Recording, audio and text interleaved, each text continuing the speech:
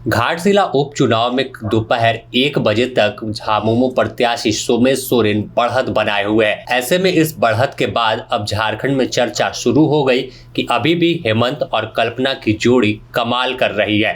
यानी साफ सरल शब्दों में कह ले तो इन दोनों जोड़ी तमाम विपक्षी नेताओं पर अकेले भारी पड़ गई और आखिरी समय में जिस तरह से धुआंधार प्रचार कल्पना सोरेन और हेमंत सोरेन ने किया, उसे की तस्वीर अब सामने आ रही है परिणाम में बदलकर। अगर देखें तो घाटशिला उपचुनाव एक नाक की लड़ाई थी। एक तरफ पूर्व मुख्यमंत्री चंपाई सोरेन के बेटे बाबूलाल सोरेन तो दूसरे तरफ स्वर्गीय रामदास सोरेन के बेटे सोमेश चंद्र सोरेन मैदान में थे। भले दो प्रत्याशी मैदान में थे, लेकिन तमाम मीडिया की हेडलाइन हो या फिर घाटशिला या यूं कह ले कि पूरे झारखंड में चर्चा दो हो रही थी कि यह लड़ाई चंपाई सोरेन वर्सेस हेमंत सोरेन के बीच चल रही है और बाजी कौन मारेगा यह देखना दिलचस्प होगा। यह चुनाव यह भी तय करेगा कि जो इन पर आरोप लगातार विपक्ष लगा रही थी कि झारखंड मुक्ति मोर्चा आदिवासी को दरकिनार करके चल रही है, आदिवासियों पर अत्याचार बढ़ रहा है, घुसपैठ का मुद्दा था, इन तमाम मुद्दों को चुनाव में फिर से भुनाने की कोशिश भाजपा ने की।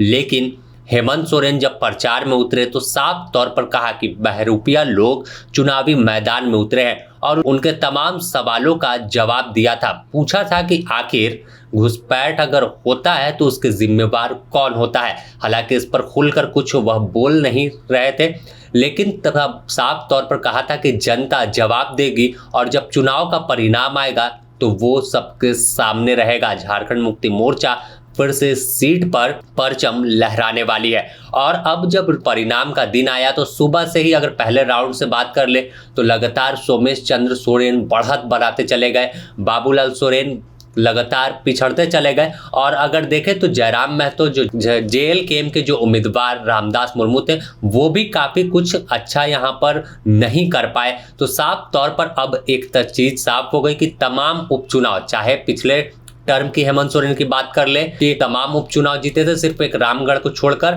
और इस बार जब उपचुनाव हुआ 2025 में पहला उपचुनाव था इस सरकार के कार्यकाल का, तो इसमें भी काफी अब जीत के कहे को करीब पहुंचते हुए दिख रहे हैं, रुझान में लगातार बढ़त बनाए हुए। तो एक तस्वीर और एक जवाब जहां पर मतदाताओं ने देने की कोशिश की है कि जो लगातार वादा किया था उन वादों पर सीएम हेमंत खरे उतरे थे। चाहे हम बात कर ले आदिवासी बच्चों को विदेश पढ़ाई करने को भेजने का मामला हो या फिर मैया सम्मान योजना का हो, फ्री बिजली का हो, तो यह तमाम योजना और घाटशिला में जो वादा था बदलाव का कि कैसे तमाम घाटशिला को बदला है, घाटशिला में सड़कें बनी, नली गली हो, लाइट हो और कॉलेज में पढ़ाई अच्छी, स्कूल में शिक्षक मौजूद रहते। तो इन तमाम मुद्दों पर झारखंड मुक्ति मोर्चा चुनाव में गई थी और दूसरे तरफ भाजपा जो थी घुसपैठ और भ्रष्टाचार के मुद्दों को लेकर चुनावी अखाड़े में थी। लेकिन जनता ने यहां पर हेमंत के साथ भरोसा जताया है और साफ तौर पर हेमंत और कल्पना की जोड़ी इस पूरे चुनाव में